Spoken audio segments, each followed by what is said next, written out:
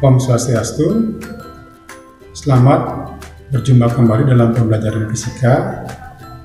Pada video kali ini kita akan belajar tentang elastisitas bahan dan pemanfaatannya dalam kehidupan sehari-hari. Baiklah, mari kita simak video berikut ini. Kalian pasti sudah mengenal benda-benda berikut ini, seperti karet, gas, ban, dan unsur panah. Benda-benda ini adalah contoh benda-benda elastis. Bagaimanakah sifat benda tadi? Perhatikan kejadian atau peristiwa berikut. Apakah yang terjadi ketika gas ditarik dan ketika tarikannya dihentikan? Coba perhatikan.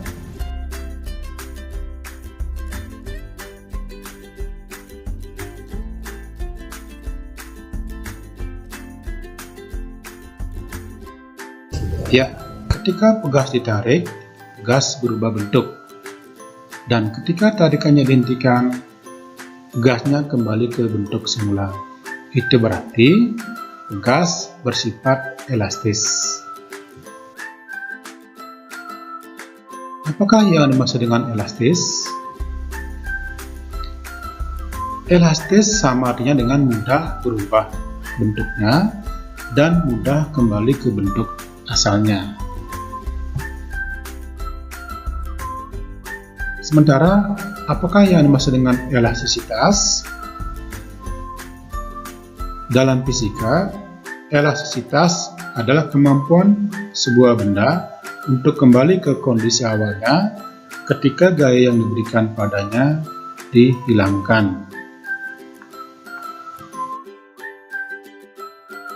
Sebelum kita lanjut, untuk memahami elastisitas ini, perlu juga dipahami tentang konsep-konsep tegangan, regangan, dan modulus Young.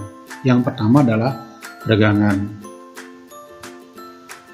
Ada sebuah benda elastis berbentuk balok dengan luas penampang A dan gaya yang bekerja pada permukaan tersebut F. Maka balok tadi akan mengalami tegangan yang besarnya adalah gaya persatuan luas. Dinyatakan dalam bentuk persamaan matematika, tegangan sama dengan F per A. Dengan tegangan satuannya Newton per meter persegi, gaya satuannya Newton, dan luas satuannya meter persegi. Berikutnya, regangan atau strain. Jika sebuah benda elastis dengan panjang awal L0 diberikan gaya F, maka benda tersebut bertambah panjang delta L. Regangan adalah perbandingan pertambahan panjang terhadap panjang aslinya dalam bentuk persamaan delta L per L0. Regangan tanpa satuan. Pertambahan panjang satuannya M per meter, panjang mula-mula satuannya meter juga. Berikutnya ada modulus kelentingan atau modulus Young. Ini menunjukkan perbandingan antara tegangan, stres, dengan regangannya atau strain. Dalam bentuk persamaan,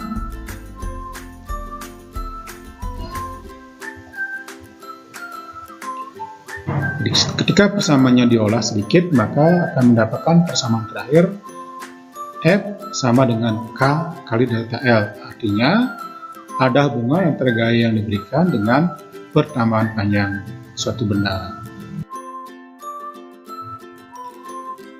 Kemudian ditunjukkan grafik hubungan antara tegangan dan regangan.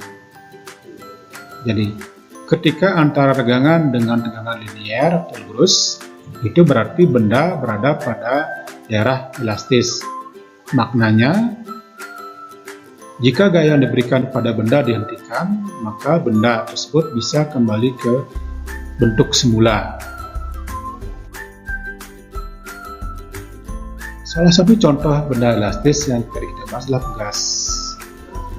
Elastisitas pada pegas pertama kali dinyatakan oleh Hooke dalam bentuk hukum Hooke.